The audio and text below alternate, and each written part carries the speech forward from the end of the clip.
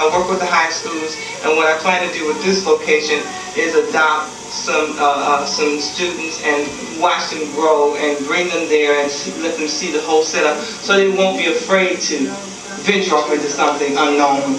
You know, because to me, this was really unknown, and that's why blind people don't go into fashion, because it's really unknown. I mean, it's really like a clique.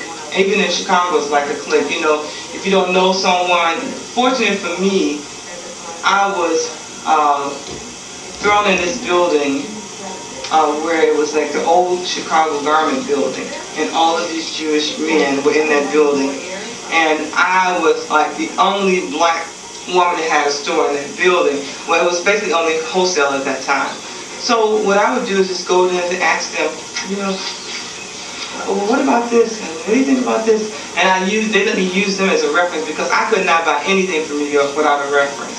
So, you know, but I've been very fortunate. That's because I'm willing to ask someone. If you're not willing to ask, you won't get it. So, you know, by me asking these people, they've told me, and it's worked. So, you know, I want to give some of that back. I want to give knowledge to people where most people say, well, I'm not going to tell her anything. I'm not going to tell her anything. You know, and that's the only way we're going to see ourselves grow as a nation, is to have an economic base where we have our own say. And that's my point. And owners and not consumers. Yes, become owners. You know, just like this young man told me, he said, last night he said, well, I can't come to Chicago, I don't know anybody. I said, you know, that's the same.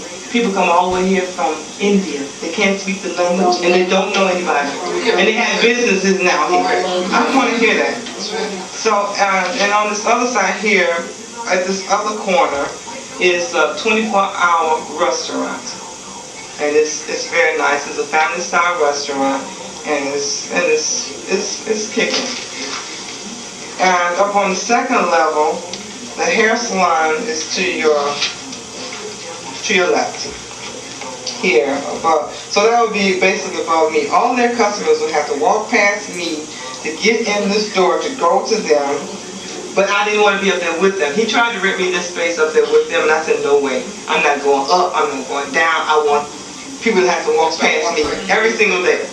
So this space, this guy is taking all of this space, and it's going to be huge, and they're going to do everything, and it's going to be nice.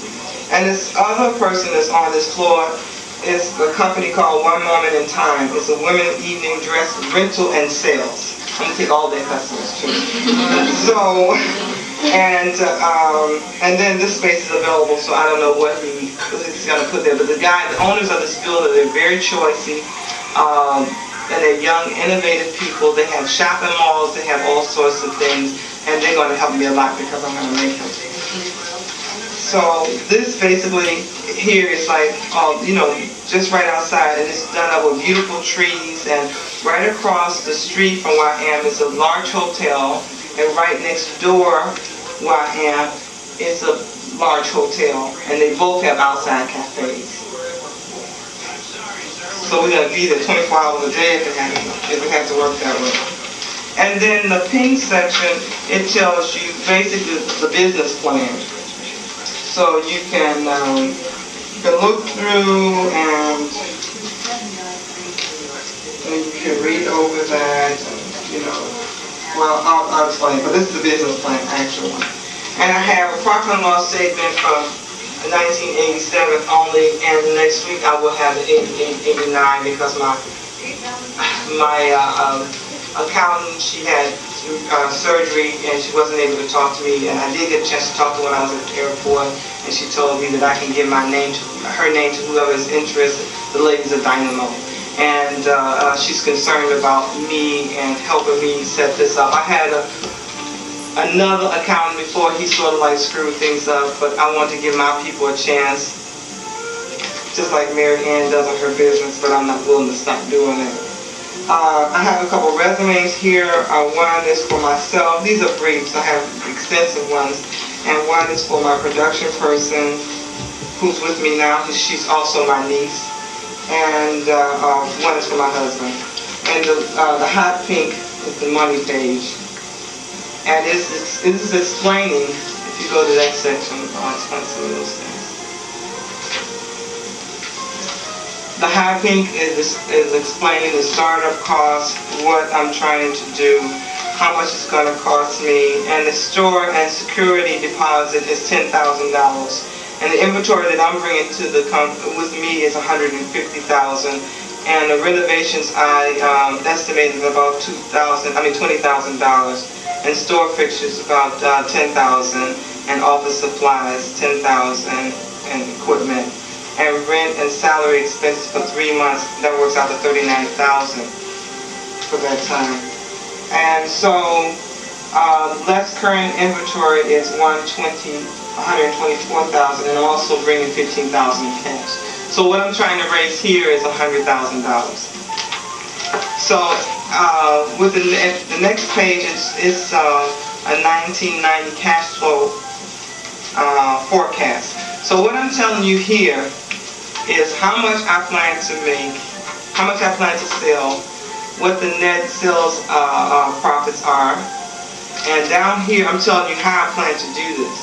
So for each month I'm telling you that I'm going to make $80,000 for that first month, that's September, and the profit that the company will make from that is $28,450, and everything else is broken down to, you know, inventory, salaries, and adjust advertisements, rent, things like that.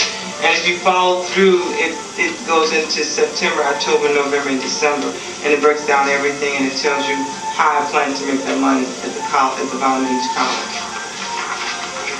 And then it goes into the whole year of 91, which at the end, well, even in December of 90. Because see, basically, when I did this cash flow, I had, honestly, I'm not really a number person, so I honestly asked my husband, because he is a banker, would you please do my cash flow analysis for me? And he said it would take him weeks. So I said, let me sit down here and do this, because I have to explain this, and I have to know. I had no notes, and it even showed me how much I know the business, because I know when people steal, when they don't shoplift, okay? I know when people buy and when they don't buy.